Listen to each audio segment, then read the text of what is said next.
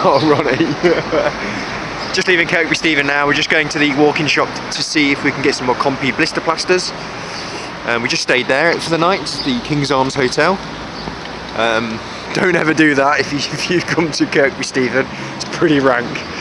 But let's face it, it's one step up from camping, which is fair enough. Off today to the Pennines 9 Standards rig. We've got all the bogs to negotiate, circa 13 miles. So update stuff. Nearly at the top of our walk today. What did you say we're at elevation wise? Over 500. So 600 is the right at the top. That's 9 Standards. We might have to skirt around it because of the bogs. There's certain routes you have to take depending on the time of year and depending on the visibility and stuff. It says you can't see 9 Standards rigs, which we can't. Then it usually means that the weather's bad and it's going to be horrifically boggy. And we're talking bogs that go up to your knee. But look, we've got to see that in the distance there. I don't know if you can make it out. A little rainbow. No, I don't know if you can see it on here. It's just in the sky there. It looks amazing. And that's where we've come from all the way down there. So not doing bad, not making quite a good time. Plunge peeps. When it was decision making time on which route to take, we looked in the distance, as you know, and we saw a little rainbow. The rainbow told us that the weather was going to push on slightly because it was very misty and you couldn't even see the summit. So we decided to go for it anyway and screw the bogs. We're only here once, so we've decided to take in the extra 250 metres and climb to the top of 9 Standards. And there it is. They're basically 9 cairns on the top of the Pennine Ridge. Significant for us in 2 ways, because not only do they mark the separation of Cumbria and Yorkshire, but pretty much once we cross those we are 99% halfway. So it's quite like a watershed, they call it, of the walk. History lesson, what are they, why they're there? No one knows. Who put them there, why they're there, and when and how. Some people think there might be a navigational aid to know where you are, or a lot of people think that whoever put them there, it was to divide borderlines, maybe.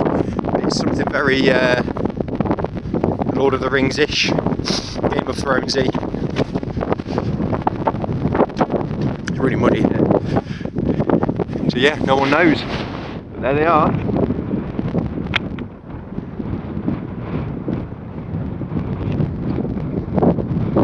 We'll have a closer look when we get up there, shall we?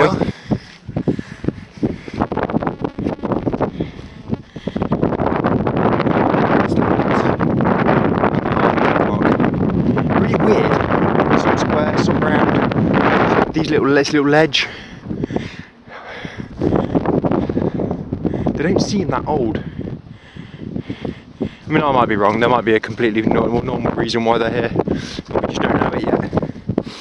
But here they are anyway. Now we have to negotiate the very, very boggy part. That was muddy.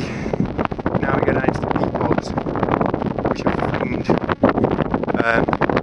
my walkers of this route and the Pennine Way for being horrific. Knee-deep bog. We've found a route which we can skirt around some of the worst parts, but oh, look who's that? Who's that in the distance? Who is that coming up the hill? What's that coming over the hill?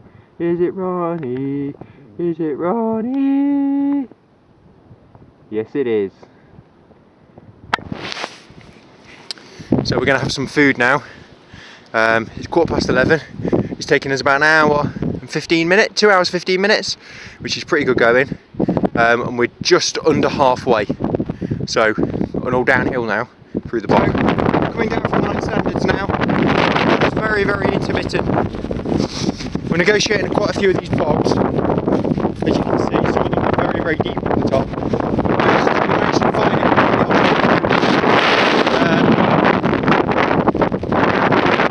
There's the pool. I'll show you. We're navigating our way through our coast to coast, because I don't know, people might be interested, I don't know. Rain. So So we're primarily using this, which is our Coast to Coast guidebook.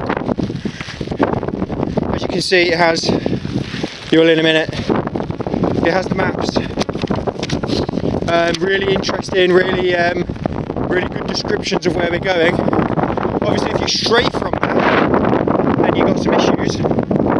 So our second backup, which is almost foolproof, and it served us really well today, is Ronnie Nav. Ronnie's got, show the humans Ronnie.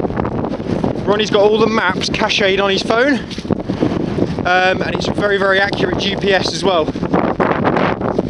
So you can basically see on here, you probably won't be able to see it up there, where we are, where we are and the little dots and the route. So we've basically been able to negotiate a route which not a lot of people use, and the reason the bogs are so bad is due to foot traffic wearing down the peat bog and making like sinkholes like this, where your feet literally just sink straight through the moss. So because of that, we've managed to negotiate quite a good route. Now we've only got about a quarter of a mile of these to go until we hit a road, and that takes us pretty much most of the way into Keld. So we've done really well today. It's been quite a nice route. Thought you'd be interested to know how we're navigating. Actually doing this in the future. We've not had a problem. We had one issue where we went off route by a matter of meters into an angry farmer's farm. Other than that, we've heard stories of people being lost and taking an hour out of their way. We've not had any of that at all. We've made regular stops to check the map, and to think we've managed to navigate our way across fields and hills and mountains and through bogs and moorland pretty much incident free goes to show that these two options are brilliant. They work really, and it also helps to have another person. Doing this on your own would be quite difficult. Having somebody else as a sounding board, and you can make decisions together, I think it's helped us quite a lot, hasn't it? Yeah. Probably the next update will be when we hit Keld, because there's not much going to be going on now until we get there. Okay, we're about 2 miles outside of Keld. We decided not to take the, well, you basically come down the Pennines onto this road, and then we cut off this road through the moor and then join the road again. It shortens the route ever so slightly, but it means going through more bog. So we decided basically to stay on the road. Look, more sheep everywhere. So we decided basically to stay on the road. It's a good job we did, because we come across the caravan for Father Ted, the tiniest caravan in the world. There it is. Sheep everywhere, but not a drop to drink. So yeah, 2 miles outside of Keld, where our camping is going to be. We're here, we're at Keld, it's 3 o'clock, excellent time. This is our tent for the night. We came here to camp, and it's been really weird actually, because there's not been that many coast to coasters. We've not come across that many. So far, in 6 days, we've come across 3 couples doing the coast to coast. So everywhere we come to, accommodation wise, has been really sparse. So this is our accommodation, our Hobbit's tent, our yurt. Now Rachel needs to look at this, because this is what we need to live in. We need to sell our house, buy a plot of land, and we need to live in a yurt. So this is inside the yurt. Oh look, there's a resident already, Ronnie. We've got a little log burner here with a free log to make tea and coffee. We've got little solar powered fairy lights on the wall, which come on when it gets dark. We've got electric hookup if we need it, but we're going to go old school. We are camping at the end of the day. Table and chairs here, settee, poof, bed. So quite comfortably we could live in here, I think, Rach. Double bed here, dog bed down here, settee there, little kitchen area over there, stove in the middle. We'd have to have a separate one for the kids. Yeah, this is definitely the future. Nice. Okay, we're in the yurt. We've had a shower. I mean, you might think that we're taking the mickey a little bit, but we're not. This is we're still camping. We're still in a tent. We're still outside. It's still pretty cold. I mean, there's nothing here today. There's nothing here that will make it look like we're being a little bit extravagant. I mean, I'm definitely not eating chili beef with rice and nachos, and Ronnie is definitely not eating homemade a steak and ale pie. We're not drinking black sheep beer by candlelight with the log burner roaring in the middle. Alright, we're at the halfway point. Give us a break. We haven't been roughing it. You didn't see the B&B we stayed in last night with the wallpaper coming off the walls.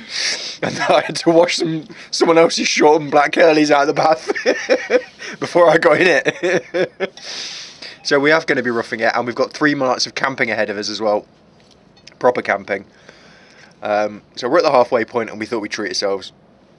We were going to camp here anyway, so just so happened they had a spare yurt. But we just thought we'd let you see what living in the yurt is all about, Rachel. We did turn down having the packed curry for us. Yes, the lady who owns the campsites drove past us on the way to Keld, about 6 miles outside, pulled the car over and asked us if we were the two that were hiring the yurt, which we were, and offered to carry our bags back for us. But we didn't. We carried on, we laboured on, because obviously this is a challenge. But we're just having a little bit of luxury and a little bit of relaxation for tomorrow. Fairly easy day tomorrow, actually, and then we've got a couple of heavy days, 17 miles followed by 20 miles followed by another 20 miles right over the Yorkshire Moors. So things are going to get a lot harder. Halfway point, enjoying ourselves.